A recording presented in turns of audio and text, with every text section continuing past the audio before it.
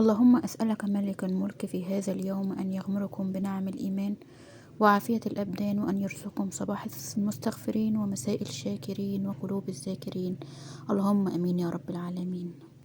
أحلى كفتة دي ولا إيه؟ الله الله.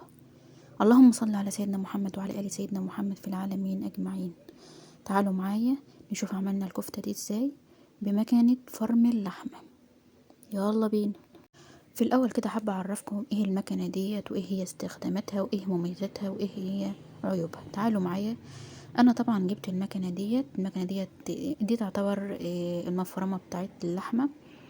طبعا دي المكونات بتاعتها. المفرمة ديت ممكن نعمل بيها طعمية، ممكن نعمل بيها نفرم بيها لحمة زي ما هتشوفوا معايا دلوقتي في الفيديو.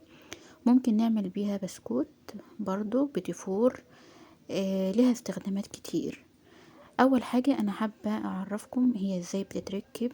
انا كده حطيت السلاح بتاعها، دي تعتبر السكينة، وهحطها بالطريقة ديت. وده هركب الايد بتاعتها اهي معاكم اهي.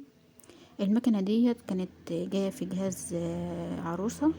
دي مكنة 10. طبعا هي موجودة في الاسواق ورخيصة مش غالية. طبعا انا ابتديت ان انا اركبها كده الاول. هوريكم ازاي بركبها علشان البسكوت. طبعا بركبها زي ما شفتوا كده. لو انا هعمل بسكوت وده بدخل الموز بتاع البسكوت. هنبقى نعمل مع بعض في فيديو تاني طريقة البسكوت ونشوف هل هي كويسة او لا. دلوقتي انا هبتدي اركبها علشان ابتدي افرم اللحمة واعمل اشوفها هل هي هتنفع في عمل الكفتة ولا لا. وطبعا الكبة موجودة. اللي عايز اللي ما عندوش المفرمة ديت وحابب ان هو يعمل كفتة، عندك الكبة عادي. وزي ما انتوا شايفين معايا انا واحدة واحدة وهفرم اللحمة. طبعا انتوا شفتوا في الاول كده هينزل شوية مية. طبعا دي عصارة اللحمة ومش هتترمي. اللحمة هتنزل في بعضها وهترجع تشرب العصارة اللي انتوا شايفينها دي. هو كده يعني لازم من العصارة دي، لان انتي تعتبري ان انتي بتفرميها، يعني اي بتعصريها. فاهمين؟ زي ما انتوا شايفين كده انا ببتدي افرم اللحمة. هي صحيح بتعكس شوية. وعايزة اقول لكم ان عشان تفرمي اللحمة لازم يكون اللحمة من غير دهون. هي عكست معايا هنا وهتحسوا معايا ان هي تقيلة علشان اللحمة كان فيها نسبة دهون. فرمت لي اللحمة والحمد لله. تعالوا نشوف بقى هنعمل الكفتة ازاي. انا جبت هنا كيلو رز مغسول، رز بلدي، وعليه اقل من نص كيلو لحمة. وطبعا البصل والكزبرة وشبت وبقدونس وثوم وبصل. ولو عندك قرن فلفل، انا ما كانش عندي برضو حطيه. هبتدي اقلب مع بعض كده، اخلطهم مع بعض. وهنشوف هل المكنة ديت هتفرم لنا الكلام ده ولا لا. مكان اللحمة علشان هي جواها لسه برضو في قطع لحمة. هي جواها لسه اللحمة مفرومة ما نزلتش. فهبتدي ان انا كده واحدة واحدة كبشة كده. وهبتدي ان انا الف المكنة واحدة واحدة. انتوا تحسوا ان برضو تقيلة معايا وهتعرفوا السبب في اخر الفيديو. هتعرفوا السبب معايا. وهبتدي كده واحدة واحدة وهعمل افرم الوش الاولاني. طبعا الوش الاولاني بينزل خشن فما تستغربوش.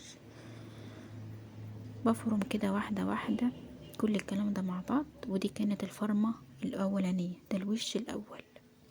شايفين قد ايه خشنة؟ طبعا انا لو حاجة اصبحها بالمنظر ده حلوة مش هتقول لا، بس يعني كل ما هتقدري ان انت تنعمي نعمي اكتر. عايزة اقول لكم انت لو قاعدة على الارض وبتشتغلي وانت قاعدة مرتاحة هتعملها معاكي بسهولة شوية. بس انا ما كنتش قادرة اتحكم فيها علشان كنت واقفة. وبرضو يعني مش هتحكم فيها زي ما يكون قاعدة. هنا انا بقول لكم انا هفرمها كمان وش تاني. لو تلاحظوا معايا ان الوش الاولاني فيه لسه الرز ني، اقصد الرز حصى. هفرم كده. ولو وصلتوا معايا لغاية هنا صلوا على النبي ودعموني بالشير علشان يوصل للي محتاجه. لو تلاحظوا ان في قطع لحمة نزلت، ودي اللي انا كنت بتكلم عليها ان لسه موجود في المكنة قطع لحمة ما نزلتش لسه، عايزة حاجة تزقها علشان تحركها. ما تستغربوش، انا كانت ايديا وجعتني لان المكنة صغيرة مش كبيرة، فلبست كده. كان عندي جوينتي فقلت اما البسه علشان ما يضايقش يعني. وهبتدي انزل وبنفس الخلطة ديت علشان اعمل الوش التاني. خلوا بالكم من الوش الاولاني والوش التاني. هنا الشوية الاولانيين دول انا هرجع اخدهم تاني في المكنة علشان هما يعتبروا ان هما خشنين برضو، فتملي تخلي بالك من الشوية اللي بينزلوا بعد ما تخلصي كل وش، لانه هم بيبقوا يعتبروا ان هما تبع الوش الاولاني. تمام، لان المكنة بتبقى عايزة حاجة تزقها، فاكيد يعني هيتبقى شوية حاجات جواه. اسفة على الصوت ده. بعد كده انا طبعا بعمل كده في الوش التاني، وهبتدي افرمها كده بالشكل اللي انتوا شايفينه ده. اللهم صل عليك يا سيدنا محمد. بعد كده هنزل بالبهارات بتاعتي اللي هي خلطة الفلفل والكزبرة الناشفة ومقلعة صغيرة جنزبيل ومقلعة صغيرة في القرفة وملح وشوية سكر كمان. وهبتدي انزل بكل الكلام ده لحد هنا، وهي كده تمام معايا. يعني انت ممكن تحطي البهارات بتاعتك وتقلبي على كده. مش عايزة تحطي برضو البهارات دي، برضو في حاجة انت ما بتحبهاش في البهارات ديت ممكن تغيري. ممكن تجيبي كيس كمان اللي هو بتاع الكفتة الجاهز دوت وتحطيه، بدل ما تحطي من كل حاجة مقلعة او زي ما انا بحط كده. انا هنا بوريكم الاختبار ده، بقول لكم ان انتوا لحد كده مش ضروري ان انتوا تفرموها تاني، بس انا حبيت ان انا افرمها علشان احس كده ان هي البهارات كلها غلفتها وخدت يعني كله كده خدت طعم واحد. هبتدي كده بسم الله ما شاء الله العجينة زي الفل لحد كده. النتيجة مرضية بالنسبة لي. هي ايوه يعني تعبتني شوية في طريقة لفها، بس انا اكتشفت ان كان في حتة دهنة ملفوفة على السكينة بتاعة المكنة وانا بفكها علشان اغسلها، فهي دي هي اللي كانت يعني مأزمة الدنيا. غير كده اول وش بس اللي هيتعبك في الاول. انا هنا جبت مقلعتين زيت وهبتدي كده ان انا ادهن ايديا دهنة خفيفة، وهصبع نص الكمية ديت، وبرضو ادهن ايديا كمان نص يعني دهنة خفيفة تانية، وهخلص باقي الكمية. يعني انا مش هاخد كل كمية الزيت دي، مش هاخدها، يا دوبك حاجة بسيطة. وهتشوفوني برضو وانا بفضي الكمية ديت في الزيت عشان اقلي فيها. هنا كفتة زي الفل معايا. عايزة اقول لكم هنا كان تاني يوم. ليه بقى؟ حصلت الحمد لله يعني ظروف، واضطريت ان انا اعينها في التلاجة واقضي اليوم دوت بحاجة تانية. هو اصلا يعني انا كنت مخططة ان انا هعمل الكفتة ده في نفس اليوم، بس يعني للظروف اضطريت ان انا اعينها لتاني يوم. ده كان تاني يوم اهو قدامكم اهو زي الفل. طريتها بمقلعة مية وعجنتها في بعضها وصبعت معايا زي ما انتوا شفتوا، مش محتاجة اي حاجة وناعمة وزي الفل. واحسن والله كمان مرة احسن منك ما بتعمليها في الكبة بالنسبة لي. هتاخد منك شوية جهد شوية، بس هتخليك يعني تدمنيها وتعمليها تقولي المكنة ديت هي اساس وجودها في البيت اساسي. في ناس بتحمر الكفتة قبل ما تحطها في الصلصة، وفي ناس بتحطها كده على طول في الصلصة وبترجع تحمرها بعد الصلصة. انا جربت الطريقتين. الطريقة بالنسبة لي ان انا احمرها الاول، الطريقة ديت مريحاني لان بتخلي لي الزيت نظيف وما بحتاجش احط فيه دهون زيادة عن اللزوم. هي يا دوبك شوية الزيت الاولانيين وخلاص على كده.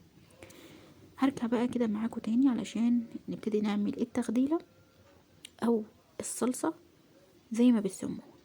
اول حاجة شوية زيت صغيرين وهحط انزل بالبهارات. اول حاجه طبعا معايا كمون وملح وفلفل وخلطه فلفل ومقلعه ملح ومقلعه سكر وورق غار، ولو عندك فص مستكه وحبهان حط، مش هيقول. برضو حابه ان انت تحطي الكيس اللي انا قلت عليه قبل كده اللي هو بيجي جاهز من بره، براحتك. ما تتأيديش بالتوابل في اي وصفه انا بديهالك، الا اذا انا قلتلك ان ما تغيريش في التوابل. بعد كده بصلايه كبيره مبشوره، وكمان فصين توم مفرومين، وهبتدي انزل بيهم على البهارات بعد طبعا ما اشم ريحه البهارات طالعه. وكمان مقلعه السكر علشان الحمو اللي بيبقى مع الطماطم ما تحمش عليكي كده بالليل كده وانتي نايمه، لا تبقى معاكي كويسه كده وزي الفل. بعد كده هنزل بتسبيكه اللي هي الطماطم، حابه تحطي مقلعه صلصه مع الطماطم دي براحتك، حابه تستخدمي صلصه، كل واحد يعمل الصلصه بالطريقه اللي تريحه. انا الطريقه ديت يعني انا اعتمدتها ومريحاني. بعد كده هحط شويه بطاطس كده متقطعه مكعبات، حابه تحطيها مدوره، الشكل اللي يريحك والشكل اللي يناسبك. هنزل كمان بالكفته، شايفين؟ عايزه اقول لكم الصابع بالصابع، مفيش حاجه فكت مني. برضو حتى بعد التسويه والله والله ما في اي صابع فك مني، محطناش دقيق زي ما بنحط في الكب. طبعا بالنسبة للتسوية انت هتحط البطاطس مع الكفتة، وقت ما البطاطس تلاقيها استوت معاكي يبقى اكيد الكفتة استوت معاكي، وكده كده مش هتاخد معاكي وقت، هي الوقت بس كأنك بتسوي البطاطس وبس على كده. طبعا انا قلتلك على مميزات الكبة المكنة وعيوبها، وفي النهاية انت معاكي الكبة ومعاكي المكنة دي براحتك خالص. طبعا اللي هي المكنة هتاخد معاكي شوية وقت شوية ومجهود، مش هتاخد وقت، هتاخد مجهود. الكبة برضو مش هتاخد وقت، مش هتاخد مجهود، هتطلعي ديت النتيجة بالمنظر المرضي اللي بالنسبة لي مرضي. كل حاجة في ايدك. طبعا لو وصلتوا معايا لنهاية الفيديو ادعموني باللايك والشير ودعوة حلوة. سلام عليكم، انتظروني كل